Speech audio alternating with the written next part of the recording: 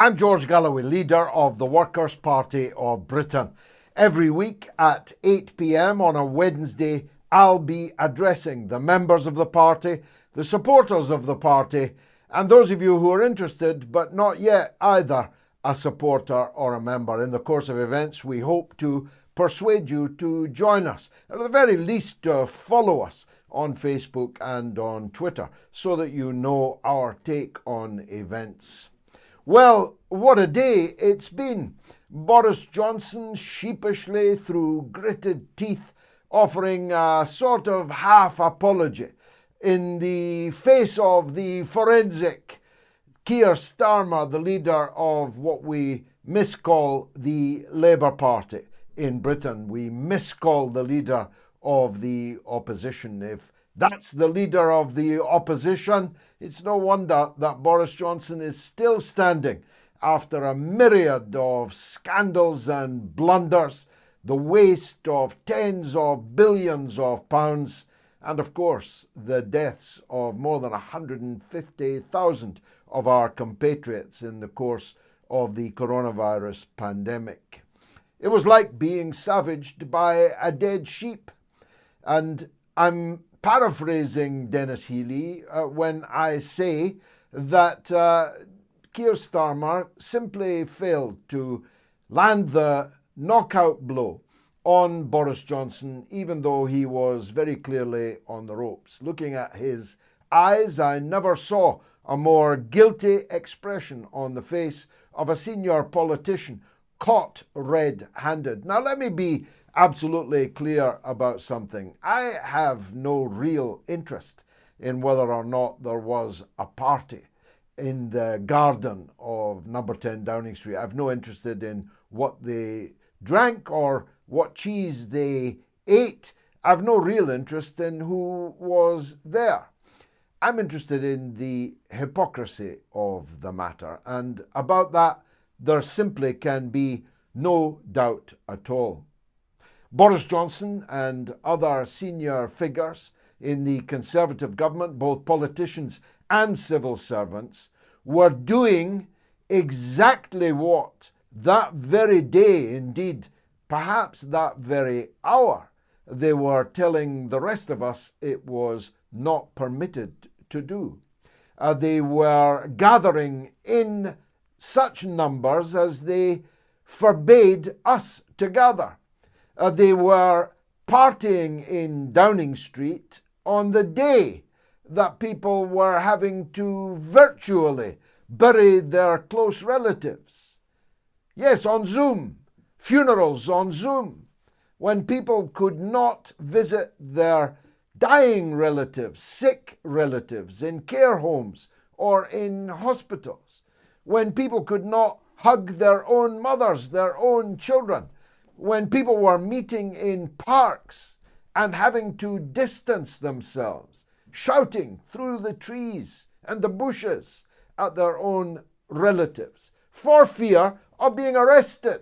I'm not making that up. It actually was the case that in the very week that this latest, and there have been many now, party in Downing Street was taking place, the police were arresting people in parks. The police were stopping people playing tennis or cricket on the basis that whilst sport, this did not qualify as exercise.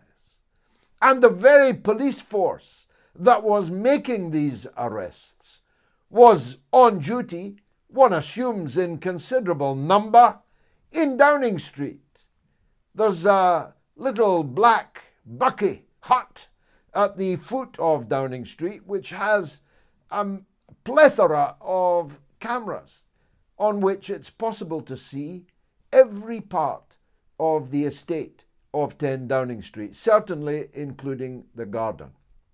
So the police were watching Boris Johnson and his friends frolicking and did nothing about it. But the same police force was arresting people in parks in Britain for breaches of the lockdown rules. Now, there are only two possible alternatives to this. The first is that though they were giving these draconian instructions to the rest of us, which the vast majority of us, being law-abiding people, were encouraged, forced to obey. They did not themselves believe the orders, the instructions, the regulations that they were issuing. Either they did not believe that the coronavirus danger was such that it was potentially fatal to gather in this way, even though they were telling us that it was, or we're governed by a caste, political and civil service, a caste of absolute idiots who did believe in the orders. They were to take the risk for a glass of warm wine and a piece of cheddar cheese. Either way, this is not a caste that is capable of governing our country, capable of seeing us through these exceedingly difficult times, capable of piloting Brexit build in the way that we should already have been well in. Either way, Boris Johnson should resign, because that will solve our problems, not because it will miraculously abolish or banish the many troubles that we have. We have a sea of troubles. But if we have no confidence at all in the common sense of this Rabelaisian character, this, I don't know how to describe him, this cad, this bounder, this Rasputin, if we have no confidence at all in this Rasputin, how can he continue to be our Prime Minister? Of course, the Tories have got a big majority. He'll be replaced by another Tory, maybe a more electable one. I recognise the danger of that, but the danger, clear and present, of the next 3 years, 2.5 years or so, under this Tory government, led by Boris Johnson, is more of a concern to me than whether or not they pick someone more electable. They might pick someone less electable. And we'll come to the dead sheep, Keir Starmer, in the course of this talk. The second issue I wanted to raise, really en passant, because I don't myself believe that it is going to come to anything, but a lot of people have asked me about our Workers' Party's reaction to, response to the news, although it wasn't really news. Was it leaked or was it invented? Who knows? That Jeremy Corbyn, having given up the ghost on ever being allowed back into the Parliamentary Labour Party, and thus, of course, facing an official Labour candidate at the next general election if he decides to run again for re-election, has tired of waiting and has decided that he's going to form and lead, presumably, a new political party based on the Peace and Justice non-government organisation, but not a political party, that he founded a couple of years ago. I've got to say in parenthesis, I've not been massively impressed by the work of the Peace and Justice Foundation. Maybe it's just gone over my head or behind my back, but I haven't seen or felt any great output from that, which is not a great sign for transforming it into a political party. But let's assume, as a hypothesis, Mr. Corbyn does this. What would my reaction to it be? What would the Workers' Party's reaction to it be? Well, look, I have a lot of personal issues with Jeremy Corbyn, to whom I was extremely close for 35 years. Videos of me speaking in the House of Commons, you'll recognise the man sitting next to me. He used to make a particular point of coming to sit next to me in Parliament. Even when I was elected as a non-Labour MP after the by-election in Bradford West in 2012, and fair play to him for that. He was outside the protesting when I was being expelled by Tony Blair and Dr. John Reid and the other New Labour factotums in the NEC kangaroo court that kicked me out of the party after 36 years of membership at that point in time. So fair play to him. But despite that 35 years of friendship, I'm afraid to say that Mr. Corbyn and I are no longer on speaking terms. But that will not change my attitude if he decides finally to break with Keir Starmer and his miscalled Labour Party. I would welcome it. I would happily work with Jeremy Corbyn. You don't have to like somebody in order to work with them. Crikey, I wouldn't have done much work over the years if I had applied that rubric. So, whilst things will never be the same between Mr. Corbyn and myself, I look forward to joining with him in any development which breaks from a Labour Party that is a substantial part of the problem in Britain and nothing to do with the solution to the problem in Britain. We need to be a socialist party outside the Labour Party which can take the electoral fight to Labour, yes, of course, but that's not all that politics is about. Can argue collectively for a different kind of society than the one that we have and that has led us into so very much trouble and has so little idea as to how to get us out of that trouble. I don't know if parties will merge. There's our party, there's Chris Williamson's putative party. I don't know if it has registered as a party yet.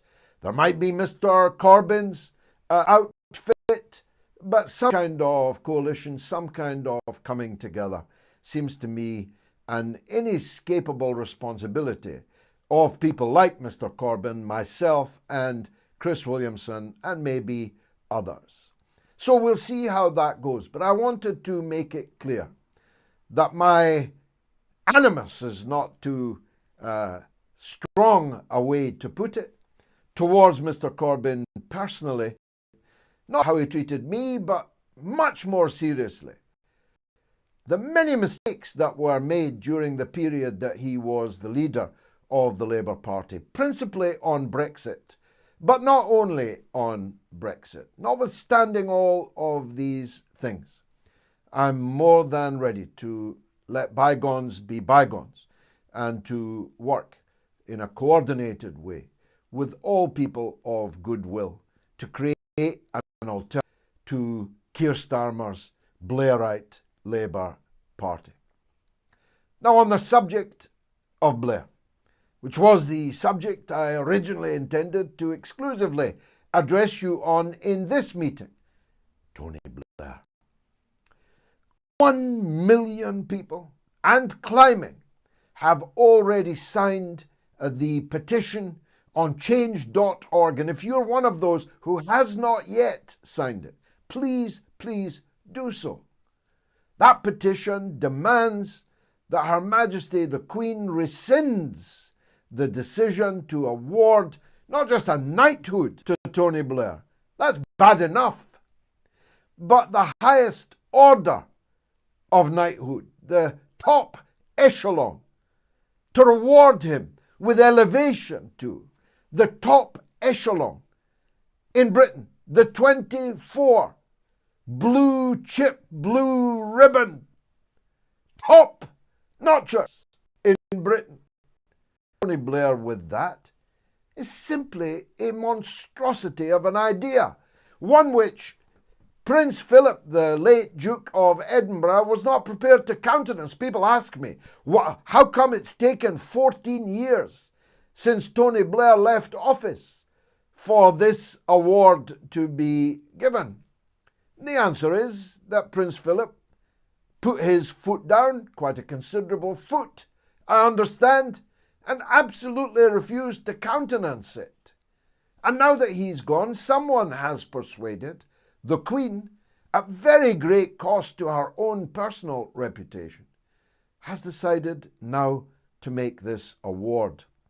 And it is being awarded, the investiture is scheduled for Windsor Castle on the 13th of June. Put that date in your diary. Because we the Workers' Party, and our honorary member, the distinguished gentleman Angus Scott, who tabled the petition, one of the most successful in British history, have decided to organise a protest in Windsor that very day. We expect it to be very well attended. We're ready to cooperate with anyone else who wants to help build that protest, that demonstration. We are ready to work with all people of goodwill, left, right, and centre, because this issue cuts across left, right, and centre issues in a very big way. You don't get 1 million+ signatures in just a few days on a petition unless it does cross ideological boundaries. I know all kinds of people, because they've written to me, spoken to me, called my television show, who don't agree with me politically on much, but who agree with me that to reward a war criminal, a man responsible for not just the deaths of 1 million Iraqis, not just the deaths of an unknown number of victims in Afghanistan. They didn't even attempt to count those. Not just the victims in Yugoslavia and elsewhere of the Blair Wars, first the Blair-Clinton Wars, then the Blair-Bush Wars. To reward a war criminal, a man who should be on trial at The Hague, at the International Criminal Court, for war crimes and crimes against humanity, to reward him is a big disgrace on our country.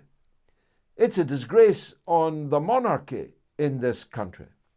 It's a disgrace above all on Tony Blair, who's putting Her Majesty at this very advanced stage of her life through all of this controversy, when he could solve this matter in a moment by declining, as Harold Macmillan did back in the early 1960s, by declining to be a member of the Order of the Garter. He could end this controversy right now. If he had a scintilla of self-respect, if he had a scintilla of integrity, he would already have done so.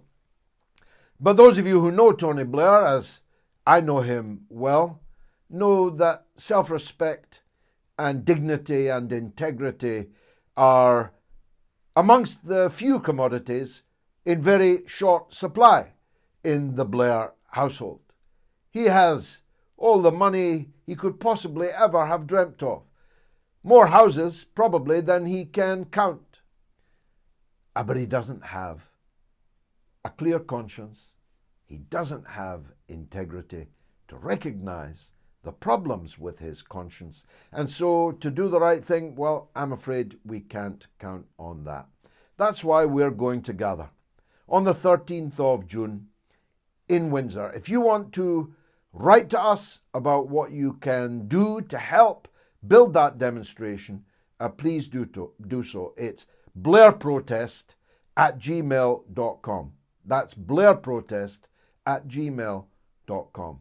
If you think that you can help in any way, if you need any advice on what you can do to help, then please write to Angus Scott and me at that email address. Now, of course, it is possible that faced with the possibility of a mass demonstration in Windsor, of all places, on a beautiful summer's day Make your plans now, please. Why don't you? That they will change the venue or change the date. That would be a considerable victory for us. It would show that Tony Blair was scurrying around like the rat that he is, seeking again to evade accountability from the British people for his actions. And the opposition, widespread and plentiful to this investiture, may cause us to change the date of the demonstration, or it may allow us to make a celebration instead, a celebration at least of the fact that they were so terrified to award it in the place and on the date that they had already announced that they were forced to scurry away and have it somewhere else or sometime else. Now, of course, stopping Tony Blair from becoming a member of the Order of the Garter is not all that politics is, not even in the top 10 of the issues, problems that we as a country have. But it's part of an ongoing struggle in which I myself have now been involved for decades to hold accountable our leaders for the crimes and the blunders that they commit. Not just because there should be moral hazard for making criminal or bad decisions, but because if there is no moral hazard for making criminal or bad decisions, why should they stop making them?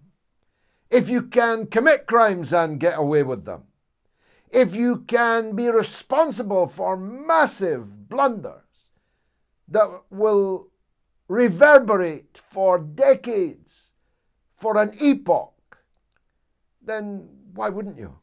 If you can fill your pockets with your ill-gotten gains because of corruption whilst in office, why would those in office stop doing so?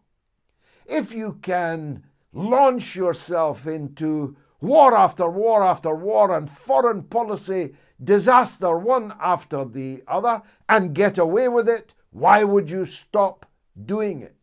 So it's not just about Tony Blair. It's not just about this knighthood. It's about achieving in our country a democratic form of government which is transparent and which is accountable. So look on it as a battle, not the war, but it's a battle, a victory in which will make the war that much easier to win in the longer term.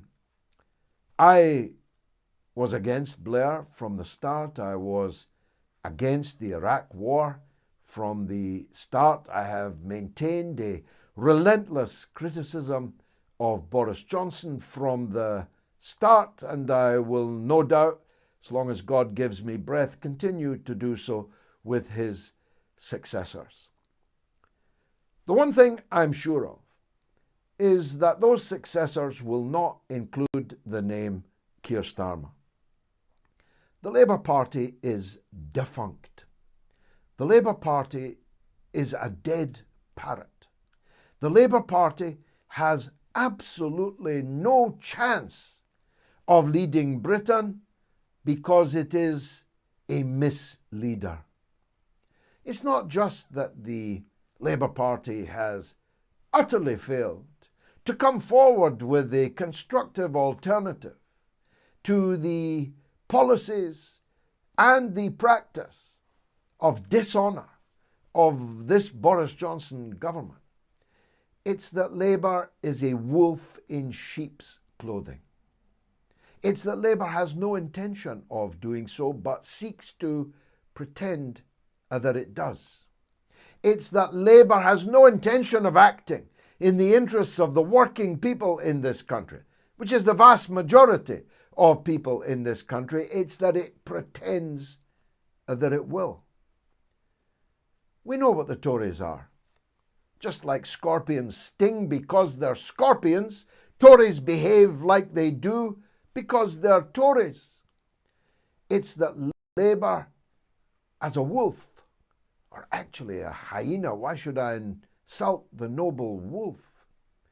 A hyena that has adorned itself with sheep's clothing, harmless, and perhaps even benign.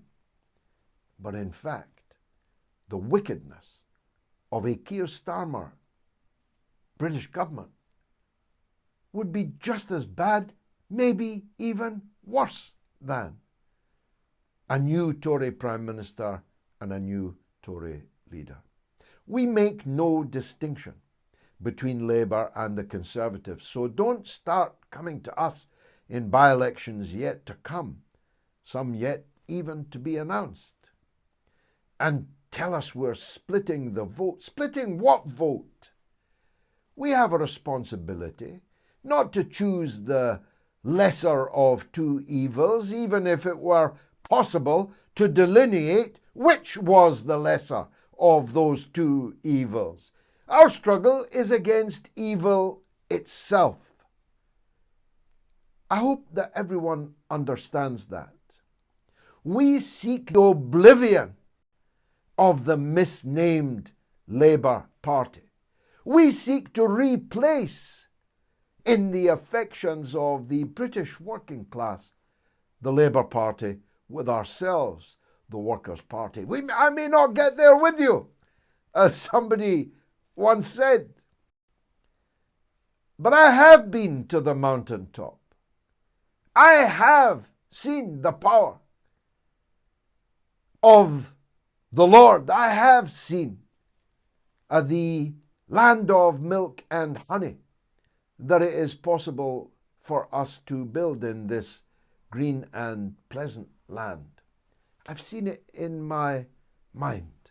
I've seen it in my dreams. I believe in it. I have always believed in it. And I'm sure that one day, not only that we will get there, but that one day we will have no alternative but to go there. It's socialism or barbarism, you see. The barbarism of war and oppression, the barbarism of exploitation, the barbarism of the despoliation of the only world that we have, the environmental despoliation, the waste and war on which our current system entirely depends. So we're on a march. It will be a long one. But the journey of 1,000 miles begins with the first step. Over the last 2 years, the Workers' Party has been marching along rather well. In the weirdest couple of years in British political history, in which even public meetings have been all but impossible to organise. We have built an organisation in 2 years that has branches from Penzance to Perth, all over this land that we love and seek to lead, and which we will fight to preserve. Come and join us. Follow us at least on social media. Look at our 10-point program. See if you can find anything that isn't common sense socialism in there. Write to us. Join us. We'll be stronger if you do. Every Wednesday, 8 p.m, on all the platforms we can possibly put together. I'm George Galloway, on behalf of the Workers' Party of Britain.